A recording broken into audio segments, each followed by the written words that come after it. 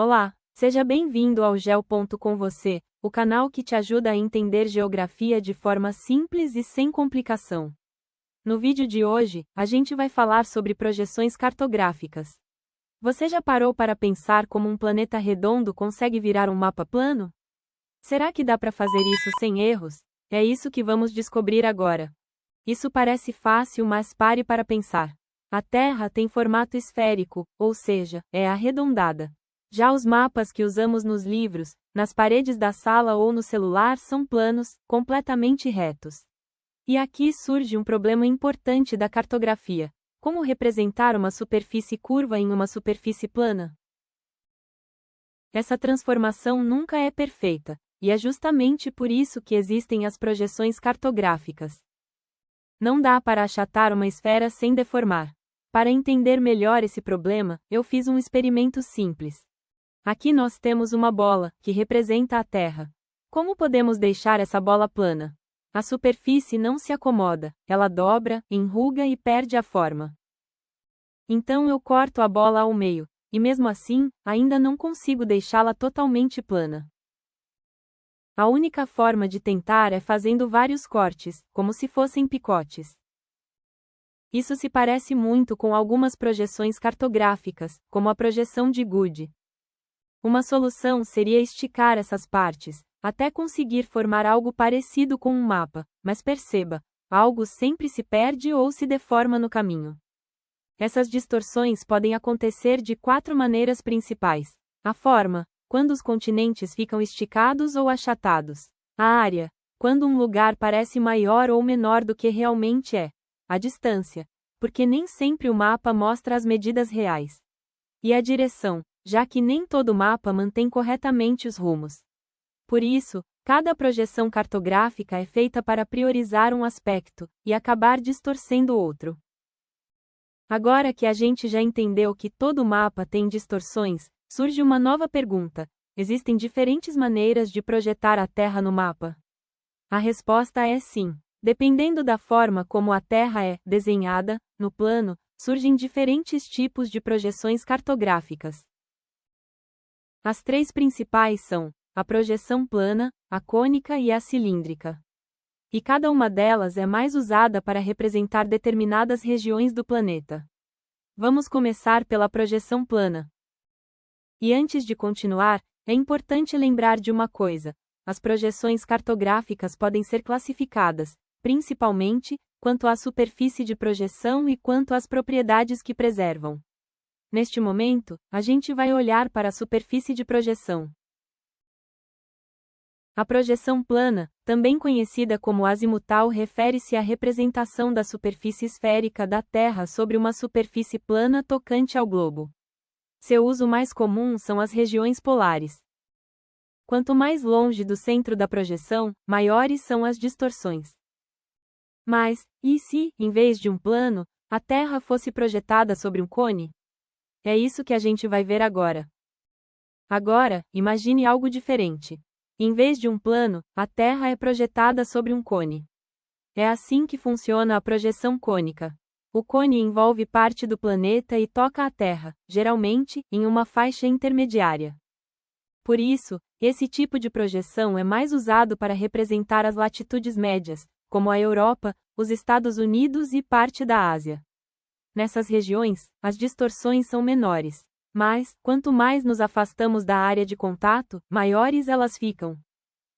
E se, em vez de um plano ou de um cone, a Terra fosse projetada sobre um cilindro? É isso que vamos ver agora. Agora, vamos para a projeção cilíndrica. Nesse tipo de projeção, é como se a Terra fosse envolvida por um cilindro. Esse cilindro toca o planeta principalmente na região da linha do Equador. Por isso, as áreas próximas ao Equador costumam ser melhor representadas. Já nas regiões mais distantes, como os polos, as distorções aumentam bastante. É nesse tipo de projeção que surgem alguns mapas bem conhecidos e também bastante polêmicos. Mas por que alguns países parecem maiores do que realmente são? Para responder isso, a gente precisa olhar agora para as propriedades das projeções cartográficas. Até agora, nós falamos das projeções de acordo com a superfície de projeção. Mas elas também podem ser classificadas de outra forma. As projeções cartográficas também são classificadas quanto às propriedades que preservam. Isso quer dizer o seguinte: cada projeção tenta manter uma característica do mapa o mais correta possível. Essas propriedades podem ser área, forma, distância ou nenhuma delas totalmente. Por isso, surgem as projeções equivalentes, conformes, equidistantes e afiláticas. Vamos entender isso com calma. Primeiro, as projeções que preservam a área. Vamos começar pelas projeções equivalentes. Esse tipo de projeção tem como principal objetivo preservar a área. Isso significa que os países aparecem no mapa com tamanhos proporcionais aos seus tamanhos reais. Em compensação, a forma dos continentes pode ficar distorcida. Alguns lugares parecem mais alongados ou mais achatados, mas a área representada está correta. Esse tipo de projeção é muito usado quando o mais importante é comparar o tamanho dos territórios. Agora, vamos ver o contrário.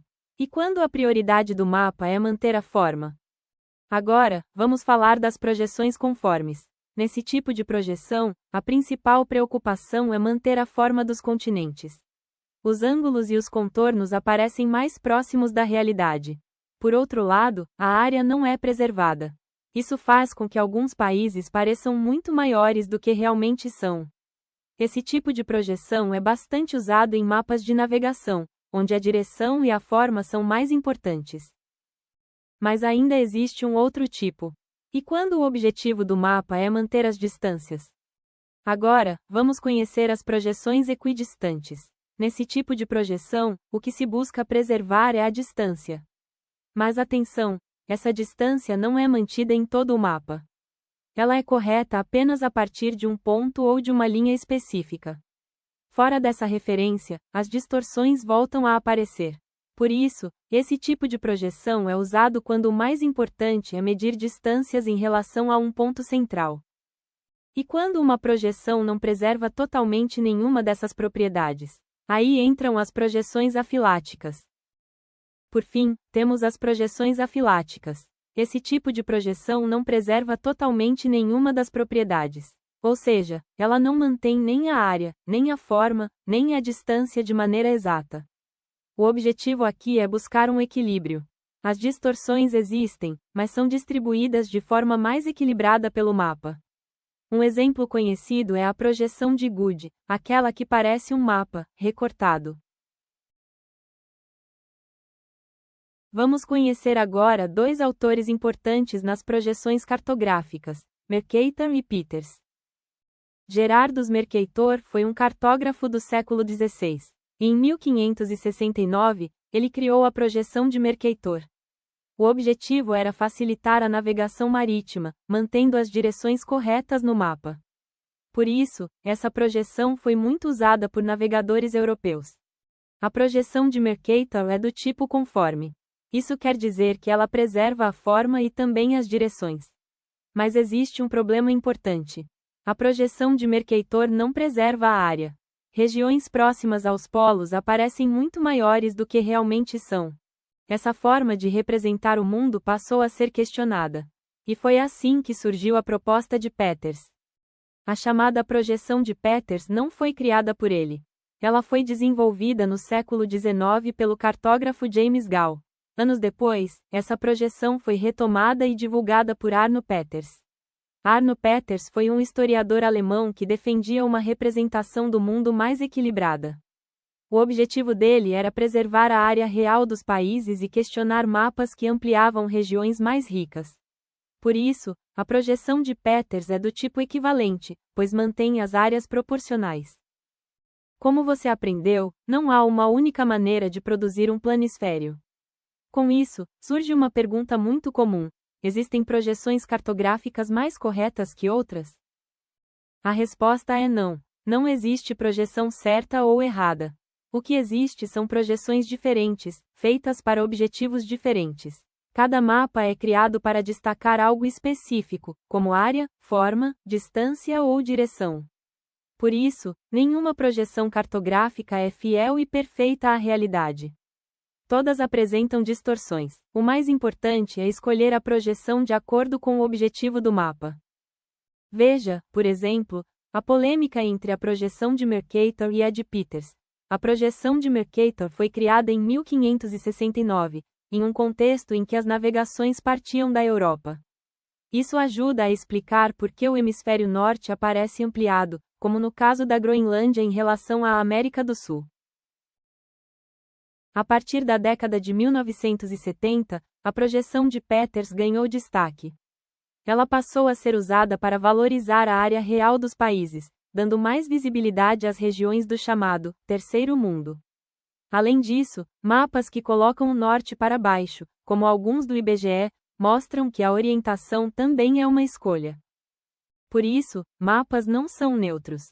Eles refletem escolhas, contextos e objetivos. E vale lembrar, existem muitos outros tipos de projeções cartográficas e também outros autores importantes. O estudo das projeções continua e sempre rende novas leituras do mundo. Se você quiser explorar melhor o tamanho real dos países, eu deixei um site muito interessante na descrição do vídeo.